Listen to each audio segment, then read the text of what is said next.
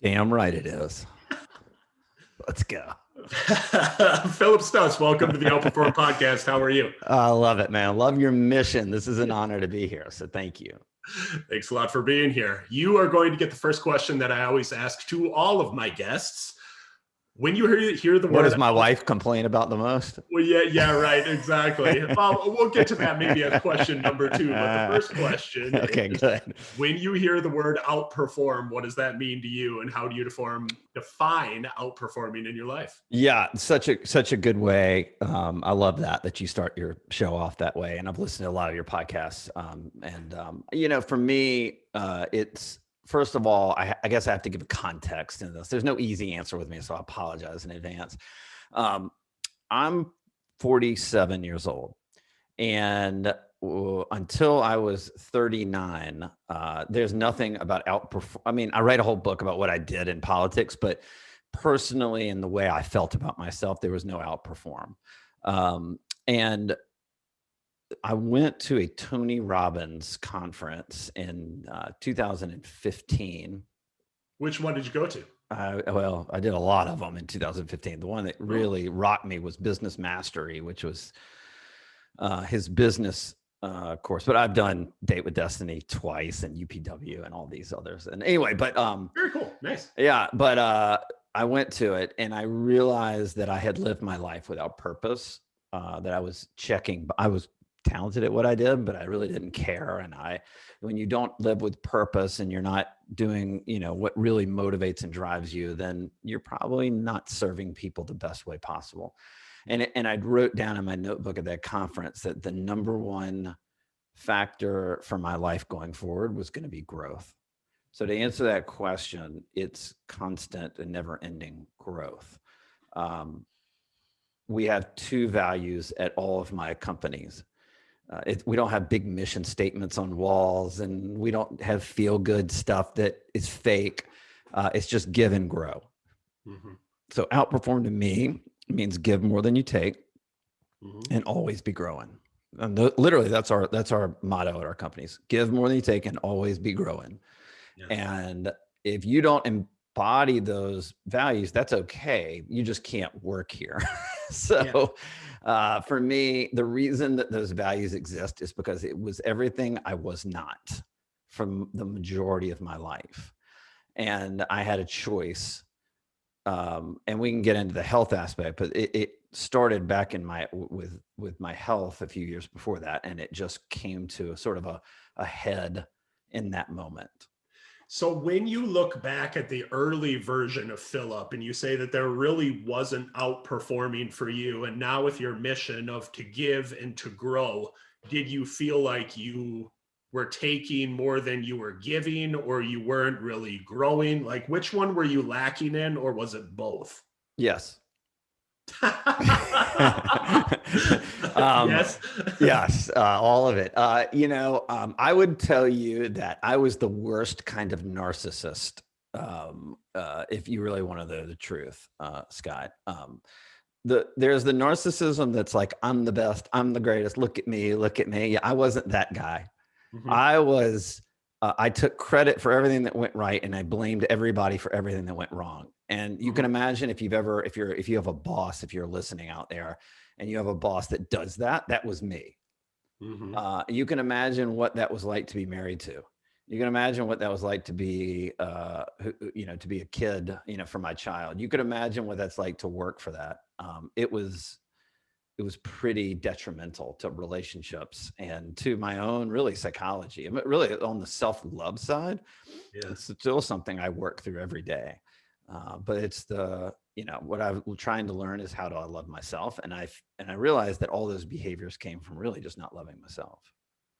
Interesting. So before I even get into your bio a little bit more, I am very curious on this. So, I mean, would you define going to Business Mastery and some of Tony's seminars back in, what did you say, 2015 as a life-changing moment for you? And I'm curious how you got to the point from being such a self-proclaimed narcissist to actually taking that step to saying, you know what, I've got to do some work on me, because I think for a narcissist, you've got it all figured out, whatever. I don't need any of that woo-woo, Tony, positive psychology stuff. So how did you get to that point that you actually, people don't make change until the pain is too big.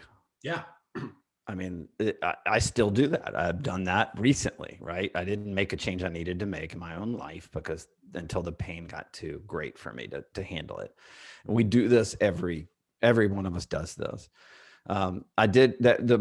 My sort of rebirth was that business mastery in January of 2015. But at the end of 2015, I went to Date with Destiny, which, if anybody knows what that is, it's a 6-day conference. It's 16 hours a day, Tony Robbins event. And it's a deep look into yourself and your psychology. And my wife went with me. And if you've never been or don't know anything, they actually split you up. They put you in teams, but you're not with your spouse. If you take your spouse, most people go alone, but my spouse and I went together. Mm-hmm. And we were in the 5th day, and it was about 2 a.m. And this realization hit me after peeling the onion of my existence day after day after day, that all of the problems in my life were because of myself. And I had put them off on everybody else, including my wife. And I'll never forget coming to this understanding at the exact same time my wife came to this understanding, Scott, where like literally she's standing on her chair in front of 2,000 people screaming freedom. And I'm literally going, how do I go into the corner of this room and get in the fetal position and just suck my thumb? And I make a joke, but it was the lowest point of my life, because I realized that all the problems were caused by me, not by anybody else. And that was the point, literally that was the point of the pain being so great that I had to make a change, because we were going to get divorced if that wasn't going to happen. And marriage is not easy. I'm dedicated and loyal and love my wife, but anybody that sits there and tells you how easy marriage is, not. It's hard, because you have to be in a marriage that grows. Both people have to grow. They grow into different people. How do you love and respect that growth of that person that may not be something you're used to or normal to you? And that has to happen over a lifetime. And if it doesn't, then ultimately you're going to have an unhappy marriage. And so I'm just kind of committed to that. But that moment I'll never forget. Oh man, that was as painful as it has ever gotten from me psychologically. Well, I mean, good for you for doing that. I understand how difficult that is. We won't go too deep into my story because I think a lot of the audience already knows it, but I lost both of my parents in the last 4 years. And I think just going through that process and losing them relatively young forced me to do a little bit of introspection on how I've arrived at the person that I am, and the good and the bad. And when you don't have somebody to turn to, like a parent, what do you do now? Turn to my girlfriend, turn to friends, turn to my brother, who's a priest. Oh, that's good. But it's gotta be hard too. He's my brother first, priest second, but he's the overachiever brother, right? He's the overachiever, but he's my kind of moral and ethical compass. And it's just, he's been a tremendous blessing throughout this time to just help me kind of understand some of my flaws and some of my weaknesses that I can improve. And sometimes when I should give myself a little bit more grace, but I think that process of introspection and just growth is so key. So I'm actually really glad. Do you feel a void without your parents around? Yeah, I absolutely do. I mean, it's a void that anybody that I think has lost their parents says that there's always going to be a void. And it's not like that's a bucket that never actually gets filled. Mm-hmm. And I don't know if void is even the right word. I mean, I still, I think about them every single day, and they're not coming back, and it is what it is. But the longer that they've been gone, the more I think, not in terms of woe is me and why am I one of the only people my age at 41 years young, and at the time that they passed, 36 and 37, why am I the only person at this age that has lost both of their parents? Right. I didn't know a single other person that had been in my situation. So there was a little bit of the woe is me card, and now I try to pivot it more to carrying on their legacy and some of the lessons that they've taught me. But I'm supposed to be interviewing you on this podcast. Yeah, I know. Sorry. I'm curious. So I apologize. Anyway, I want to tell the audience a little bit about you, even if it makes you feel uncomfortable. And I'm going to read just some parts of your bio, and then we're going to jump into a couple of points that really intrigued me. So you are the best-selling author and the host of the Undefeated Marketing podcast. You come from the cutthroat world of political and corporate marketing. And you have been described as a marketing maverick that reshaping business success using the secret formula that gets presidents elected. You've been interviewed by some pretty heavy hitters that's impressive in business, entertainment, and health, including Anderson Cooper, Gary Vaynerchuk, Peter Diamandis, Michael Hyatt, et cetera, et cetera. So that is only part of your bio, and you've obviously done some really, really impressive work. But one of the questions that I want to ask you that I've always been so intrigued by, and big picture, I'm always intrigued by just the study of human behavior and why we do what we do. And especially from a leadership perspective, I am very interested in why we follow certain people and why we don't follow others. So when I see that secret formula that gets presidents elected, can you talk to me a little bit more about what that is? And I'm just curious to hear more about it.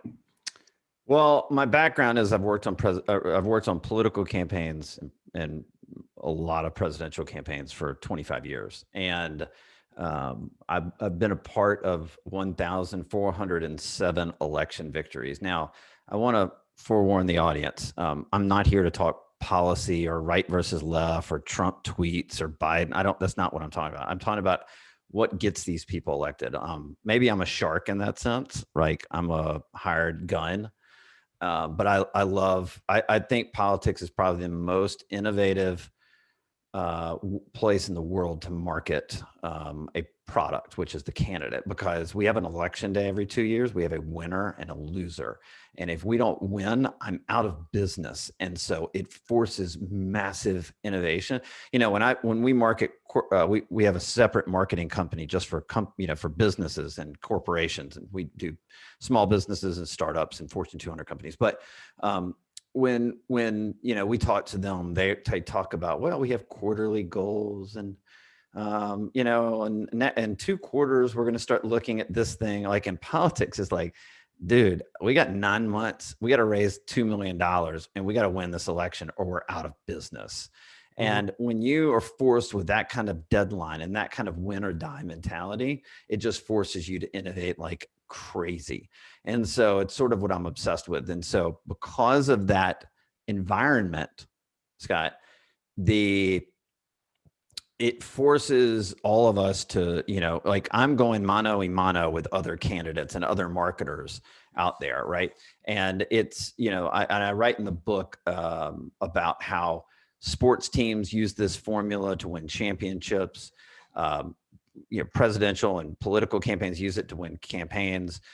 Trial lawyers use this exact formula to win court cases. Doctors use it to cure diseases and treat patients. It's this ubiquitous 5-step system, except the one place in the world that doesn't use it are corporate marketers. And so when I noticed that, I just said, man, I've got to introduce this to the business world. And since then, I mean, we've just been a rocket ship and we've grown every company we've worked with. And it's not just, I'm not sitting here bragging about it. It's the system. It works. And you talk about high performance or outperform, like this is exactly what the system does, because it focuses on the other people and rather than self-focus. So what I mean by that is, let's just take politicians. If a political candidate sits down with me, let's say they want to run for the U.S. Senate in Colorado, then I say, hey, what do you believe? Let's say I talk to this candidate and I say, to him, like, what do you believe in? And inevitably, the egotistical politician will tell me, like, I believe in 25 things, and they'll give you 25 policy issues, and you go, oh Lord, no voter wants to hear 25 things from you. They can hardly contain 2 issues, right? Yeah. And so you go, okay, cool. And you take those 25 issues, but then you take it and do a poll to the voters. Now it's much more sophisticated than that. And it's not the kind of polling you see on Fox News or CNN or something like that. It's literally taking those 25 issues and finding out which one of those issues rises to such a degree with the voters that they would cross party lines. They'd vote for an unknown candidate, whatever it is. They're so passionate about that issue that that you have an alignment. Your candidate already believes in it, and it's super passionate for the voter. And this is our step one of our process, by the way. So at that point, I sit down with the politician and I say, great, you love those 25 issues. We just polled those 25 issues. Your voters only care about 2 of them. So guess what we're going to do for the rest of the campaign? Focus on those 2. We're going to only focus on those 2. We're not going to focus on the other 23. They may, be brought up and you can answer questions on them, but we're not talking about those. Why? Because you're trying to find empathy and connection with the voter, right? And so when we talk about this in the corporate marketing world, it's the same thing. I can't tell you how many business owners come to me and they all say the same thing. They say, well, we ran a bunch of Facebook ads, nothing worked. We fired 6 marketing firms. We can't figure out what's going on. And I'm like, well, hold on. First of all, and again, this could be a metaphor for anybody listening out there. It doesn't have to be for business, but the marketing game in the world of business today is 100% rigged against you. It's 100% rigged against you. How so? The companies that describe themselves as data companies are the ones that win the game every time. So let's say you own a pest control company. Are you a pest control company or are you a data company that also serves pest control? So what do I mean by that? Let me give you a couple examples. I talked to a guy that sold baby products on Amazon, built a business. He's doing $8 million a year at selling baby products on Amazon. A couple weeks ago, his cheaper competitors came together and decided to 1-star all of his products and start a campaign to 1-star all of his products. So a guy making $900,000 a month all of a sudden went down to $90,000 a month on Amazon. When we sat down with him, I said, well, hold on. What did Amazon do? I can't get a human being at Amazon to help me. And I said, how much of your product are you selling on your own website? And he said, we sell nothing on our own website. And I said, great. You're not a data company. You're renting your buyers from another platform. He can't do anything about it. And he literally, it's the reverse 10X. He reversed it because the game was rigged against him and he can't do anything against it. Another example, this is even crazier. We work with a criminal background company that like the McDonald's or the Burger Kings of the world have so many employees they hire that they need criminal background checks on all the employees they hire across the country. So they hire this company. It's one of like top 5 criminal background check companies in America. And they came in, they said, help us. And we started working with them through looking at their customers' data. And then my guys noticed and said, oh, they got a big problem. I said, what? They said they've been paying for SEO keywords on Google for the last 3 years. But 2 years ago, Google changed their rules and they didn't know it. And they've been bidding on keywords against themselves and upbidding their own words and paying an extra $10,000 a month for 24 straight months because they didn't know the rules had changed. And this is not a unique story. Every day I hear stories from similar things like this from business owners. Yeah. And so my thing was I wrote a book to round this back up. I wanted to take the rigged game of marketing for business owners and I wanted to unrig it and show how a business owner using this high performing systematic process could win the game of marketing. I mean, I had this, I was thinking about this the other day and I wrote down like the companies that successfully market today aren't by accident. They use a systematic approach. They don't treat it as a hobby, but as a professional systematic application. You could say the same thing. Let's just talk about, you took this in your bio, you talk about the psychology class like that you took, right? If you followed my 5-step system and you didn't even know it, I can walk you through how you use the 5-step system to change everything for you. You want me to do it? Sure. Okay. So do you want to give everybody know the story that's listening right now on this? I don't know. Want to give any background? But let's just go to it. Let's educate them. They probably don't. So tell them like you were a bad student and then you woke up one day and said no more, right? Maybe the pain got too big. Mm-hmm. Yeah, actually, I don't even know if the pain was too big. Who knows? But yeah, I just woke up one day, junior year, University of Wisconsin-Madison, and just decided I was tired of getting C's and tired of being average. Right. Because if you looked at the data of your academic history, it was average. Yeah, it was crap. Right. So that's step one, is to understand the data and what does it say. Step two is to put a strategic plan in place based on where you want to go and what you want to do. What's the alignment between your values and where you want to go? So for us, that's the same thing that we work with businesses. We want to know what their customers think first. And then second, once we know what the customers think, we want to find alignment between the business owner's vision and the customer, right? The third step is for you, you probably had, this is where we call the branding side. This is where you get your brand right, because you don't want to send it in the business side. I'll get back to you in a second. On the business side, you don't want to send somebody to your website if it doesn't speak to the customer. Like, why would you pay money to send people to a website that doesn't speak to them and then they click out of it, right? There's a great stat by CompuWare. It says 88% of all consumers are less likely to come back to a website they have one bad experience. It's the same thing. For you, branding is a little different in that regard. You went, all right, I got to get my brand on point. That means I need to get up early, maybe not drink as much at night. I need to study. I need to take a shower in the morning. Like, you're getting your brand on point, right? Yeah. All right. So step four for us in the business side is now that you know what your customers want, now that you have a plan that shows the alignment between your vision and the customers, now that you've built the brand the right way, you go test all the messages that you found in your data and your customer data to figure out which one rises to the top. For you, and you're in this particular class, I'd imagine you probably did a bunch of different studying techniques to figure out how you could get better. Maybe you studied in the morning, maybe you studied at night, maybe you took note cards, because we're old and we used note cards back in the day. But whatever it is, you probably tested a bunch of different ways to figure out what was going to work for your brain so that you perform better in that class. It's the same thing here. We don't test a bunch of random messages. We test what we know the customers already want, and we figure out what rises to the top. And then the final step in the business side is, now that we know everything, we've eliminated all the risk of the business owner, we're ready to launch out that marketing campaign, right? We know what works. We've eliminated all the risk, and we're ready to go spend the money and send people to the website and start converting customers. For you, now that you know it works, you start getting good grades. Like, you start performing well on tests. Like, you went through a process and ultimately you got great grades. And I can, if you want, I can even go through how it works in sports and all that stuff, but it's the same thing. And so inherently we all kind of work through this process together. And I'm just kind of bringing it to the forefront of the business world. How did you, or I mean, so this is obviously let's just call it a universal process that can apply to so many different contexts. How did you arrive at this process? Well, it is an inherent process that we all kind of utilize, but we don't spell out.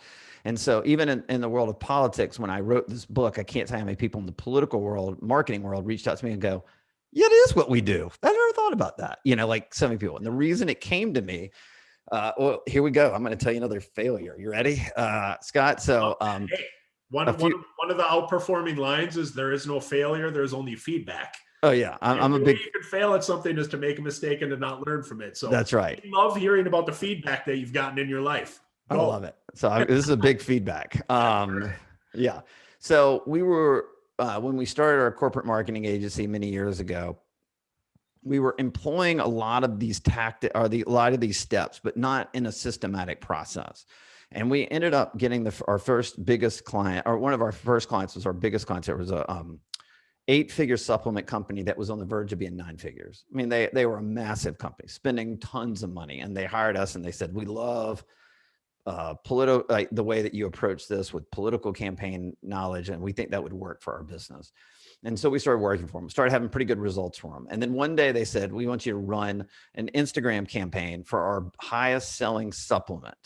And we said, awesome. And we went out, and our creative team went out and did a photo shoot with this bottle of the supplement. And we mocked up the ad, and we sent it over to the owner for his approval. And he called us and said, what in the world are you guys doing? And we went, what? And he said, you don't understand my business. And I said, what are you talking about? And he goes, I have spent 10 years or 5 or 6 years. Sorry, Instagram wasn't that old then. He said, I've been spending 5 or 6 years working on the organic algorithm. So even my paid ads get organic viewership, and I've spent 5 years mastering this algorithm. And if I post a picture of anything without a human being on it, it would collapse my algorithm. One post, you almost collapse my business. How do you not understand that? Wow. And I went, oh my God, I'm so sorry. I was like, dude, we will totally make it up to you. Let me get with my team. We'll come back to you, and I'll be back in touch tomorrow. He goes, cool. I'll talk to you then. That was the last time I ever talked to him, Scott, because he ghosted me.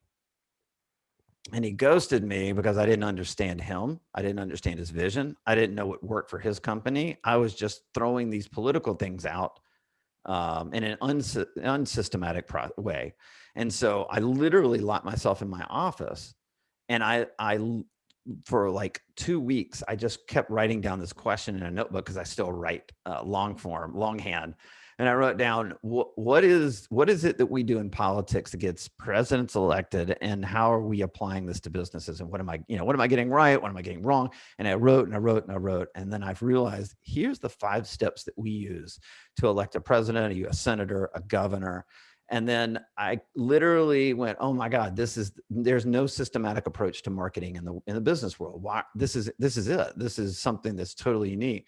So then I went out and called all of my team and got them together. And I said, from this point forward, all of our clients will be following the systematic approach. Now, they were like, are you crazy?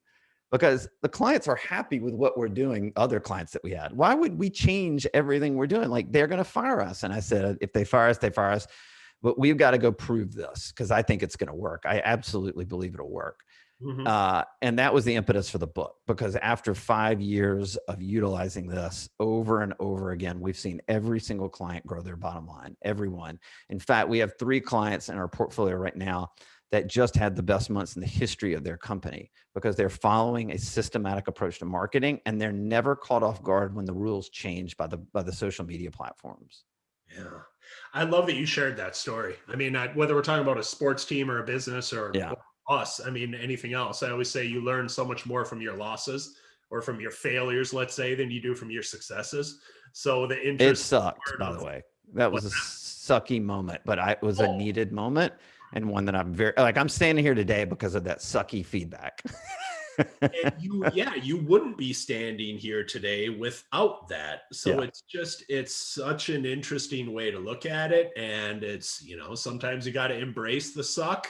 And even though it does suck at the time, it's going to lead to, God willing, something better down the road. So, but let me share one thing with you, and then you can jump in anywhere you want to go. According to Forbes, right? American consumers right now are seeing up to 10,000 ads a day, online and offline. Think about that for a second. 10,000 ads a day. So if you're a consumer, it blows your mind. Then the more you think about it, you go, oh yeah, kind of true, right? And then if you're a business owner and you're like, I'm really not committed to my marketing, or we don't have a systematic approach, and you're trying to break through the clutter of 10,000 ads a day, you're dead. This is why the game is rigged against you. And, my whole thing is, you've got to bring a scientific, formulaic way of looking at, if you're going to spend money on something, you better be smart about it, and you better understand your customers, and you better use data. And that's what we focus on more than anything else, and what the book is trying to teach. So I'm trying to think through this in my head, because you keep saying a scientific approach, and I'm trying to think of it in regards to the people that basically control the way that we do marketing, whether we're talking about, Facebook, which could be Instagram, or it could be Facebook organic, or it could be Google or whatnot. We're trying to take a scientific approach to something where, I don't know, are we in control of the experiment, or are we not? We're not in control of the variables that go into the experiment. I'm trying to think it through in my head and think about how you can respond and adapt to continually changing algorithms that you have no control over. Sure. So let's just take some of those companies. I'll take Coca-Cola, Google, Facebook, and Uber. Coca-Cola is not a soft drink company. Google is not a search engine company. Facebook is not a social media company. Uber is not a rideshare or food delivery company. They are data companies that also sell soft drinks and water, have search engine optimization, have social media, and also have ride shares. Like they get it. The reason that they win the game of marketing every time is because they've understood that they're in the data game first. Yeah. And they look at their company as a data company first. And so if you are understanding how that you are a data company and not a whatever you say you are, then it's a totally different mindset and a totally different perspective of how you look at your company. And once you understand your data company, then you start mastering all the things that are going on, whether it's the logarithm changes, whether it's the platform changes. What if you knew, if you're in the data company, or you're a data company that, let's say, sells sweatpants. What if you knew, you've been advertising on Facebook for years, but what if you knew that over the last 6 months, and this is actually a true statement, the interaction and the conversion on Facebook's platform has gone down precipitously. The lack of trust in Facebook, people don't want to buy things on Facebook anymore. Yeah, you may be spending all your money on Facebook. What if you knew, because you're a data company now and you understand what's happening with your customers, you're understanding they change their preferences, they're now going to Pinterest instead of Facebook to make more of their purchases. What if you understood that your customers are 70% women and 30% men, but yet you're advertising to all consumers? What if you understood more about your customer and were able to adapt to their needs and their demographics and where they spend their eyeballs and time instead of doing what you want to do? And once you do that, everything changes in your marketing. Interesting. I totally get where you're coming from, where every company or every successful company is a data company that offers something else. That makes perfect sense, especially in this world. Yeah. And the last thing I'll say is so I'm so obsessed with this step. This is step one, right? I'm so obsessed with this step that I went out and found the largest data analytics and AI company in America. I partnered with them, spent a lot of money to get the licensing agreement for that. It's the same.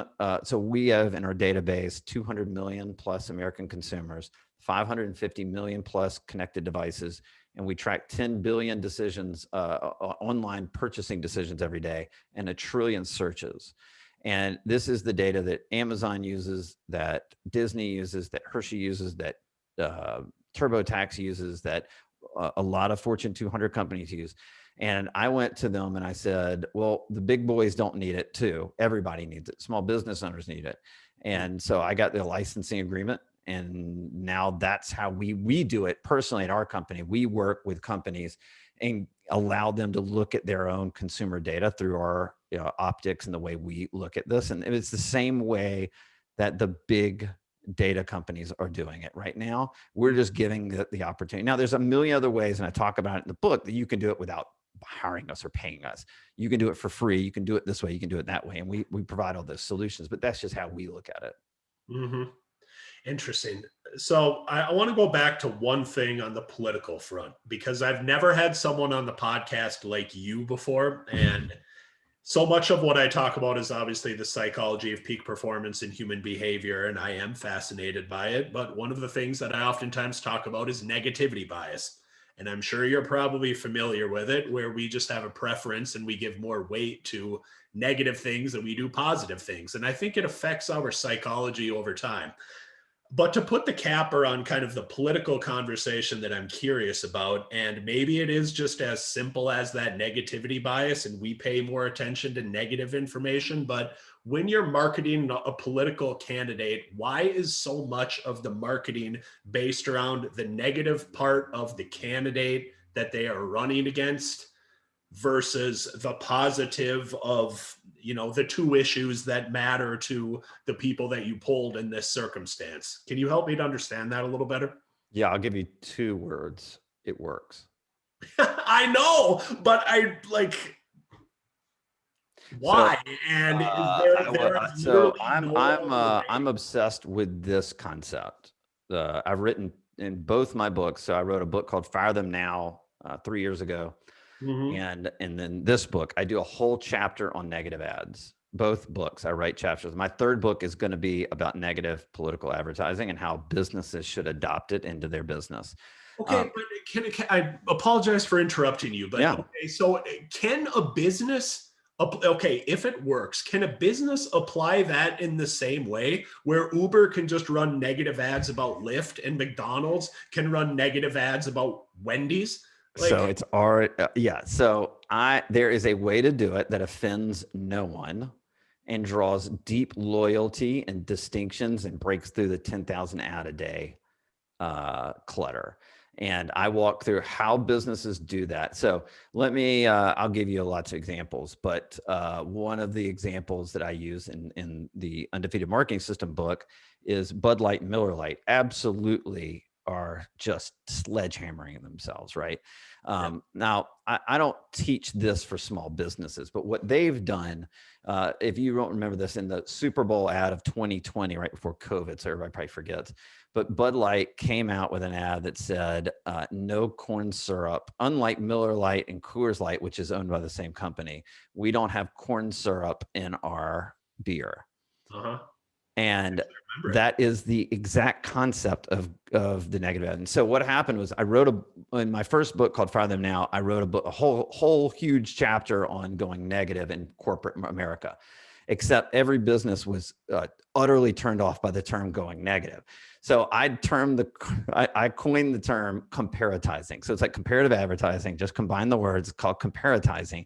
And it's much nicer, it's much softer, and everybody seems to resonate more with that. So the chapter in Undefeated Marketing System is called comparatizing. And the reason I write that is because listen, in politics, I can take a sledgehammer to someone's head and still win the race. You can't do that in corporate America. That is not the way I'm talking or teaching. But what you can do, and can I give you a couple examples of what we've done for some clients that are really fun?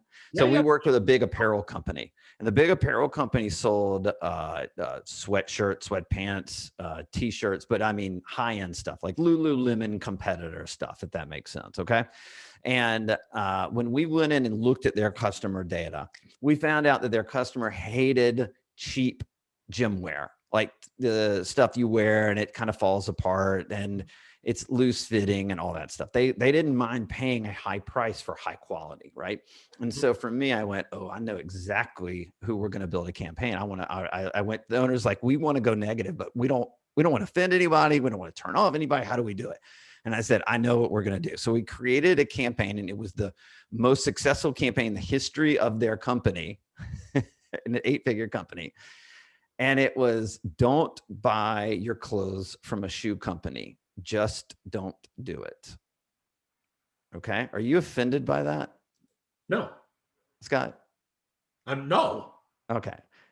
You're smiling. So you get the concept. Not that it's a funny line, but you get the concept.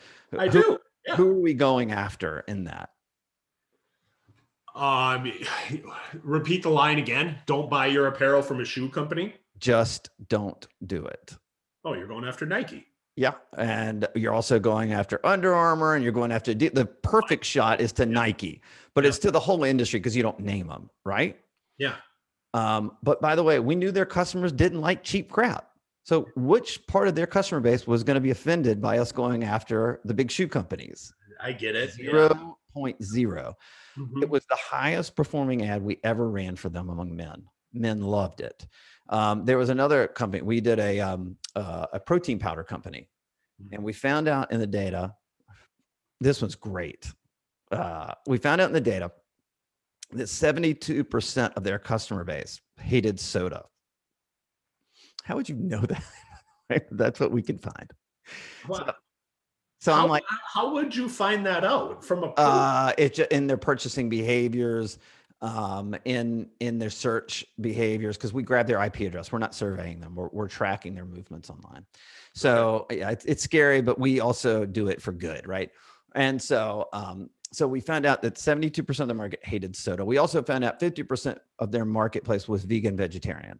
So we ran in the step 4, we ran 10 different testing ads of what we already knew would work, but we just wanted to know what would work the best. Mm-hmm. And of the 10 ads that we ran, the number 2 performing ad was the vegan vegetarian. Well, it makes sense. 50% of the market was vegan vegetarian. It resonated that we had a protein powder that was vegan vegetarian.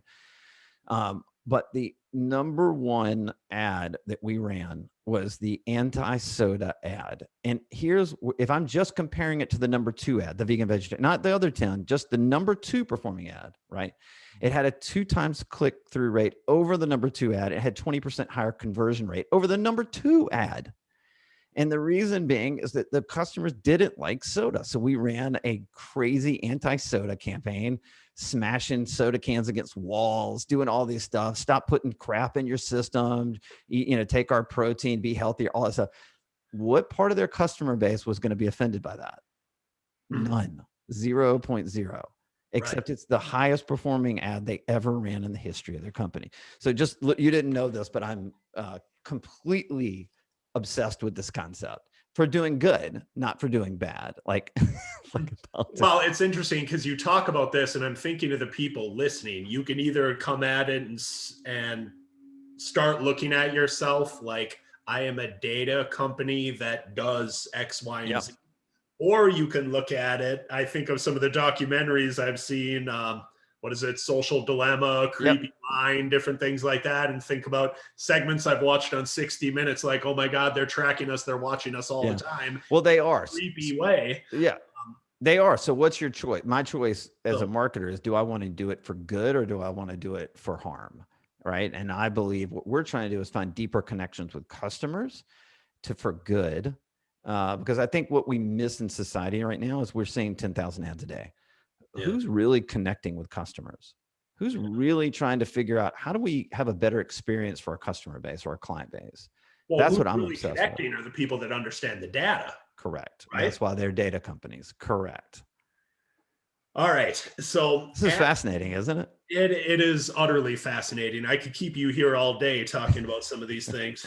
So as we start to close this up a little bit, where would you like people to go to learn a little bit more about you? Let's just start there first. Well, thanks. So if you're, if you run a business or a marketer and you're kind of interested in how we look at data, we do have a free data assessment. So my team will look at your company and then have a free call, 30-minute call to understand how you can become a data company, look at yourself as a data company and how it works and what you should think about. And that's at phillipstutts.com/insights. I'm sure you'll provide the link in the show notes. In the notes. You can, everything else is at phillipstutts.com. I write a bi-weekly blog on marketing. I never solicit. It's not a funnel. I don't pitch. I just write, I write for me. I write on crazy data-backed marketing campaigns and what I see and how I think people should be adjusting their marketing campaigns. So it's a free resource for anybody.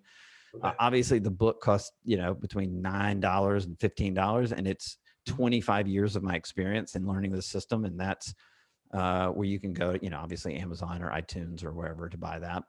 And then I have the Undefeated Marketing the Undefeated Marketing podcast, which is another free resource for people that want to understand how to win the rig game of marketing. And we have crazy guests on there from, I don't know if you know, Cal Fussman. He's literally interviewed presidents, Muhammad Ali, Kobe Bryant. I mean, he's like one of the great interviews in the world, and he teaches you how to get into the minds of your customers or clients. And we've had James Altucher on, and we're having Jay Abraham on. So we've got this, a lot of great mega stars in the marketing and business world on that as well. Jeez. And these are all free. I'm giving this away. It's all free. Yeah, that's so impressive. So to anyone listening, links for book, podcast, blog, free data insights will be in the show notes. Anything else because I always like to talk kind of through the information and then what we can do for implementation. Anything else that you would have people do in terms of what they can initially think through of making maybe the transition to being a data company from whatever they think they are now? Yeah, I mean, you've got to understand the first thing you do, and anything with empathy and connection is about understanding the other person's perspective first. And if you don't understand your customer, then you need to do that. People have asked me, okay, well, how do you do that? And so, there are 1,000 ways you can do that. You can survey your customers. You can look at your Facebook data. You can look at your Google Analytics. Anything that's out there, look at data, get a better understanding, and start marketing to their needs, not your needs. As business owners, by the way, Scott, we probably you do this, I probably do this. Sometimes as business owners, we get so caught up in how proud we are into the vision that built a business that all we do is talk about that vision. But what if you understood that your customers or your clients didn't really care about 80% of that? Wouldn't you want to direct your messaging to the 20% that they do care about? And that's what I'm trying to figure out and trying to help business owners get. Well done. Well done. Last question to close this out. And we'll come back to basically where we started, where your new definition of outperforming is to give and to grow. So what are the last parting shots or words of wisdom that you would like to give the outperforming audience to close up this interview? Oh man, there's a great quote. His first name is Jersey, but I can't think of his last name. So you can Google it. Do you know the quote I'm about to do? You got to give me the quote first. Oh, okay. Maybe I'll know it. Easy choices, hard life. Hard choices, easy life. And I feel like for the last 7 years, that has played out in almost every aspect of my life. Hey, let me give you an example. I like to give examples. Every day this past week, I've gotten up at 4:30 in the morning, worked out, had an amazing feeling all day. I'm 47, feel like I had tons of energy all day long, on and on and on. Last night, we decided to go out and meet up with some friends. I had a couple of drinks. I went to bed, had a horrible night. That easy choice, have some drinks. Didn't drink the previous nights, right? I didn't get drunk. I just had a couple of drinks. But by the way, at 47, I had 2 drinks. I can't sleep. I wake up 100 times a night. And what am I doing in the middle of the afternoon? I'm drinking coffee just to get through the day. And I feel sluggish all day long and all that stuff. So I made an easy choice in the moment, and I've had a hard day all day long. Whereas the previous days, I took the hard step. I said, nope, I'm not drinking. I'm going to be present for my family, my kid, and all that stuff. And I had amazing days. And that is a metaphor for life. It is a metaphor for everything. Yeah. Amen. Amen. When you do the hard thing, the easy things come. When you do the easy thing, the hard things come after that. Amen. 100%. I can totally relate to that. I don't know who said the quote, but I'm a fan. It's like Jersey McKinsey or something like that. Anybody can Google it. It's up there. It's a great quote. Well, Phillip, to close this out, on behalf of the entire Outperforming audience, we want to thank you very much for your time and your words of wisdom today. We appreciate it. Well, I like what you're putting out in the world. And that's why I reached out to you and said I wanted to come on your show, because I really, really like what you're doing, and you're serving other people. And really everything I'm trying to teach is the kind of thing you embody. And it's an honor to be here. So thank you for the service that you give. This is a free service that you're giving to other people. And I hope people understand how hard it is to have a podcast and how long it takes and how much time it takes. So I appreciate the service that you do to help other people as well. Oh, thanks for saying that. I am trying to give and to grow as well. So we definitely have alignment in that mission. All right. So to close this out, to all of you out there that are trying to outperform, wishing you the best of health, happiness, high performance. Phillip, thanks again for your time. Appreciate it. Thanks, brother.